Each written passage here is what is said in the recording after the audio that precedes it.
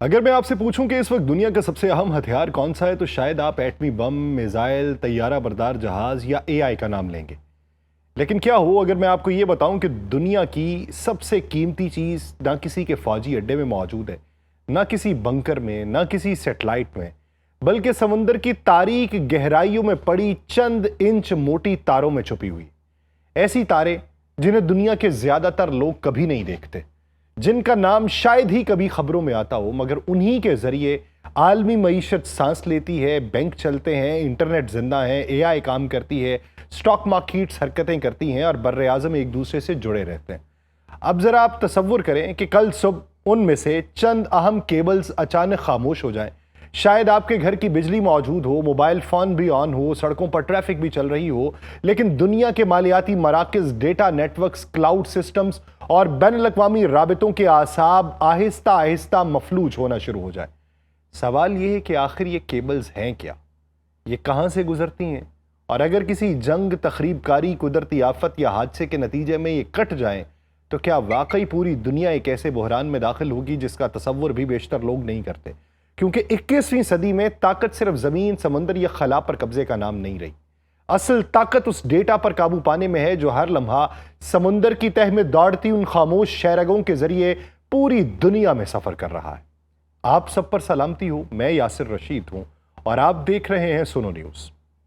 ناظرین، آج دنیا کی تقریباً 99% بین الاقوامی انٹرنیٹ ٹریفک زیر سمندر کیبلز کے ذریعے گزرتی ہے۔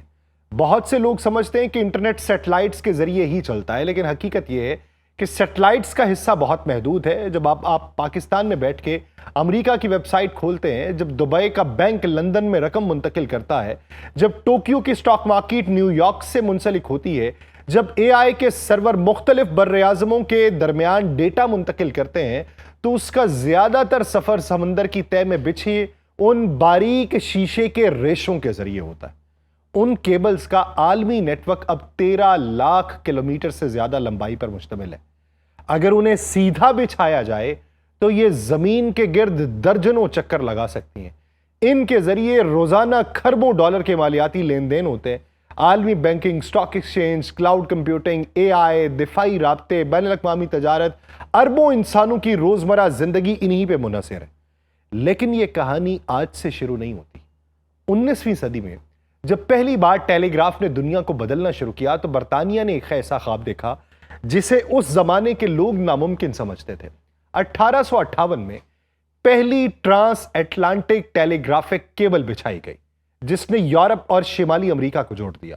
اس سے پہلے ایک پیغام کو بحر اوقیانوس عبور کرنے میں ہفتوں لگتے تھے، پھر وہ چند منٹس میں پہنچنے لگا۔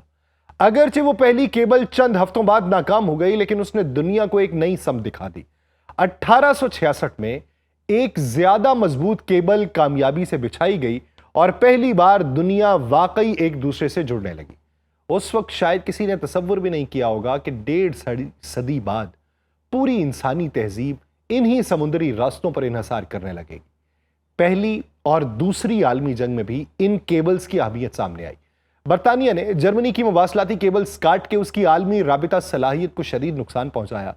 اس وقت یہ جنگی حکمت عملی تھی، لیکن آج یہی کام عالمی معیشت کو ہلا سکتا ہے۔ آج صورتحال یہ ہے کہ دنیا کی بڑی ٹیکنالوجی کمپنیز خود کیبلز بچھا رہی ہیں۔ میٹا، گوگل، مائکروسافٹ اور دیگر کمپنیز اربوں ڈالرز خرچ کر کے اپنی نجی زیر سمندر کیبلز تیار کر رہی ہیں، کیونکہ انہیں یہ معلوم ہے کہ مستقبل کی طاقت ڈیٹا کے بہاؤ میں پوشیدہ ہے۔ اب سوال یہ پیدا ہوتا ہے کہ اگر یہ کیبلز کٹ جائیں تو کیا ہوگا؟ اس کا جواب صرف انٹرنیٹ بند ہو جائے گا؟ نہیں۔ تصور کیجئے کہ خلیج فارس، بحیرہ احمر اور بحر ہند کو جوڑنے والی کئی اہم کیبلز بیک وقت متاثر ہو جائیں۔ سب سے پہلے بینکنگ نظام متاثر ہوگا۔ عالمی مالیاتی اداروں کے درمیان رابطے سست پڑ جائیں گے۔ بین الاقوامی ادائیگیاں تاخیر کا شکار ہوں گی۔ سٹاک مارکیٹس میں غیر معمولی اتار چڑھاؤ ہوگا۔ صرف چند ملی سیکنڈ کی تاخیر بعض مالیاتی اداروں کے لیے لاکھوں ڈالر کے نقصان کا سبب بنتی ہے، کیونکہ جدید مالیاتی منڈیاں انتہائی تیز رفتار ڈیٹا پہ چلتی ہیں۔ پھر بادلوں کی طرح پھیلا ہوا کلاؤڈ کمپیوٹنگ کا نظام متاثر ہوگا۔ دنیا بھر کے کاروبار، سرکاری ادارے، اسپتال، یونیورسٹیز، دفاعی مراکز مسلسل مختلف ممالک میں موجود سرور سے منسلک رہتے ہیں۔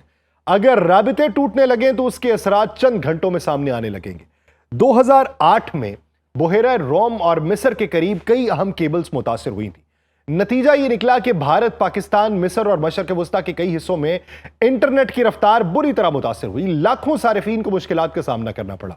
2011 में जापान के तबाहकुन जलजले और सुनामी ने भी मुतअद्दिद ज़ेरे समंदर केबल्स को नुकसान पहुंचाया। अगरचे मुतबादिल रास्तों ने मुकम्मल तबाही से बचाया, लेकिन उस वाक़े ने साबित किया कि कुदरती आफात भी आलमी राबितों को खतरे में डाल सकती हैं।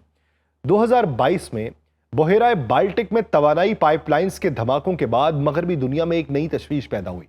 सवाल यह उठा कि अगर पाइपलाइंस निशाना बन सकती हैं तो ज़ेरे समंदर डेटा केबल्स क्यों नहीं? उसी के बाद नेटो और यूरोपीय ममालिक ने ज़ेरे समंदर इंफ्रास्ट्रक्चर की निगरानी में नुमाया इजाफा किया। अमरीकी और यूरोपीय इंटेलिजेंस रिपोर्ट्स में बारहा खबरदार किया गया कि मुस्तकबिल की जंगों में दुश्मन की डिजिटल शहरगों को निशाना बनाना एक मौसर हिकमत अमली होगा। अब इस कहानी का सबसे सनसनीखेज पहलू देखिए। दुनिया के चंद इंतहाई महदूद मकामात ऐसे हैं जहां से दर्जनों केबल्स गुजरती हैं। उनमें बहेरा हमर है, आबनाए मलाका है, सिंगापुर के करीब समुद्री रास्ते और आबनाए हरमुज के अतराफ के इलाके शामिल हैं। अगर उनमें से किसी अहम गुजरगाह में बड़े पैमाने पर खलल पैदा हो तो उसके असरात सिर्फ एक मुल्क तक नहीं होंगे। मिसाल के तौर पर खलीज फारिस और मशरक़ वस्ता को यूरोप और एशिया से जोड़ने वाली मुतअद्दिद केबल्स इन्हीं हसास रास्तों से गुजरती हैं। इसीलिए हालिया बरसों में ईरान के बाद सियासी और मीडिया हलकों ने ज़ेरे समंदर केबल्स को स्ट्रेटेजिक असासे के तौर पर ज़ेरे बहस लाना शुरू किया है।